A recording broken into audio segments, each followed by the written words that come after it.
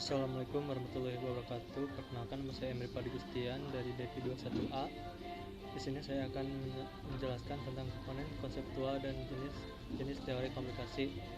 Ilmu komunikasi sebagai ilmu pengetahuan sosial yang bersifat multidisipliner. Definisi-definisi mengenai komunikasi yang diberikan para ahli pun sangat beragam. Masing-masing punya penekanan arti, cakupan, dan konteksnya yang berbeda satu sama lain. Frank X. Dance 1976, seorang sarjana Amerika, menekuni bidang komunikasi, mengimplementasikan 126 definisi komunikasi yang berbeda-beda satu sama lainnya. Dari definisi-definisi ini, ia menemukan bahwa adanya 15 komponen konseptual pokok, yakni yang pertama simbol-simbol verbal atau ujaran, kedua pengertian pemahaman, ketiga interaksi atau hubungan atau proses sosial, empat mengurangi ketidakpastian, lima proses, enam pengalihan atau penyampaian atau pertukaran, tujuh menghubungkan atau menggabungkan, delapan kebersamaan, sembilan saluran atau alat atau jalur, 10 replika memori, 11 tanggapan diskriminatif, 12 stimuli, 13 punya tujuan atau kesenjangan, 4 waktu atau situasi, 5 kekuasaan atau kekuatan. Ke-15 komponen konseptual tersebut merupakan kerangka acuan yang dapat dijadikan sebagai dasar dalam menganalisis fenomena peristiwa komunikasi.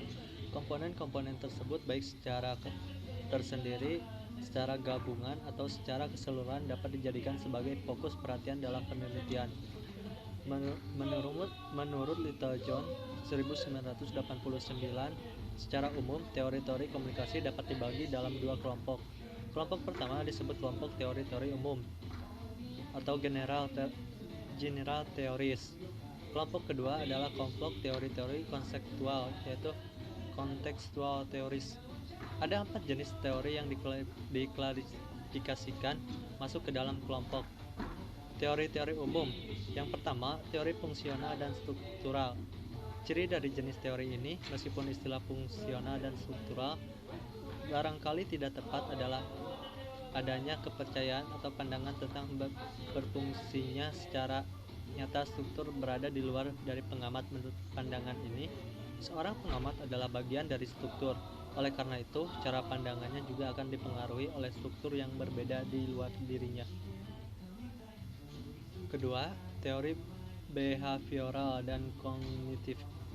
Sebagaimana halnya dengan teori-teori strukturalis dan fungsional, teori behavioral dan kognitif juga merupakan gabungan dari dua tradisi yang sama dengan aliran strukturalis dan fungsional. Perbedaan utama antara aliran behavioral dan kognitif dengan aliran strukturalis dan fungsional hanyalah terletak pada fokus pengamatan serta sejarahnya.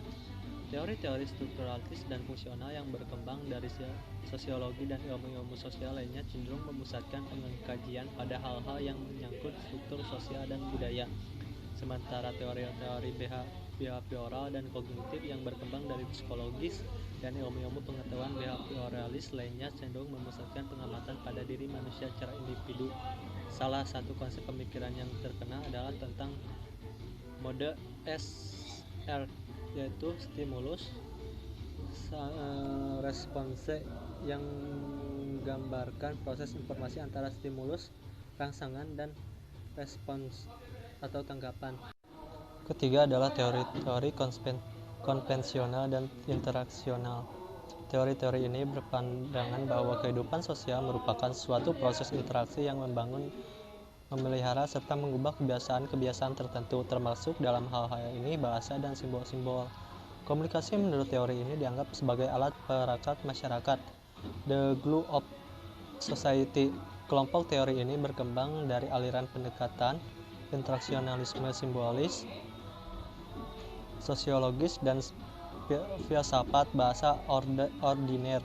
Bagi kalangan pendukung teori-teori ini, pengetahuan dapat ditemukan melalui metode interpretasi. Keempat yaitu teori-teori kritis dan interpretif. Kelompok teori yang keempat adalah teori kritis dan interpretif. Gagasan banyak berasal dari berbagai tradisi seperti sosiologi interpretif, pemikiran Max Weber, fenomenologi dan hermeneutik, Marxisme dan aliran Frankfurt School, serta berbagai pendekatan tekstual seperti teori-teori retorika, biblikal dan kesusastraan.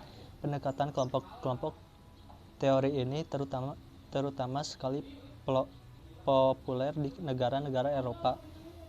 Sementara kelompok teori-teori kontekstual terdiri dari teori-teori komunikasi antar pribadi, yaitu komunikasi antar perorangan dan bersifat pribadi, baik yang terjadi secara langsung ataupun tidak langsung. Kegiatan-kegiatan seperti percakapan tatap muka, face to face, percakapan melalui telepon, surat menyurat pribadi merupakan contoh-contoh komunikasi antar pribadi.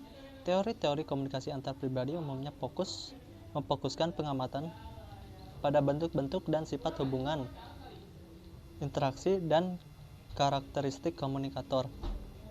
Yang kedua, komunikasi kelompok memfokuskan pembahasannya pada interaksi di antara orang-orang dalam kelompok kecil. Komunikasi kelompok juga melibatkan komunikasi antar pribadi. Teori-teori komunikasi kelompok antara lain pembahasan dinamika kelompok, efisiensi dan efektivitas penyampaian informasi dalam kelompok, pola dan bentuk interaksi, serta pembuatan keputusan. Ketiga adalah organisasi, menunjuk pada pola dan bentuk komunikasi yang terjadi dalam konteks dan jaringan organisasi. Komunikasi organisasi melibatkan bentuk komunikasi formal dan informal, serta bentuk-bentuk komunikasi antar pribadi dan komunikasi kelompok. Pembahasan teori-teori komunikasi organisasi antara lain menyangkut struktur dan fungsi organisasi, hubungan antar manusia, dan proses pengorganisasian serta kebudayaan organisasi. Yang keempat yaitu komunikasi massa, komunikasi melalui media massa yang ditunjuk pada sejumlah khayalak yang besar. Proses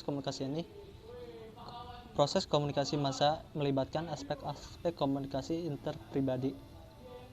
Cukup sekian dari saya. Wassalamualaikum warahmatullahi wabarakatuh.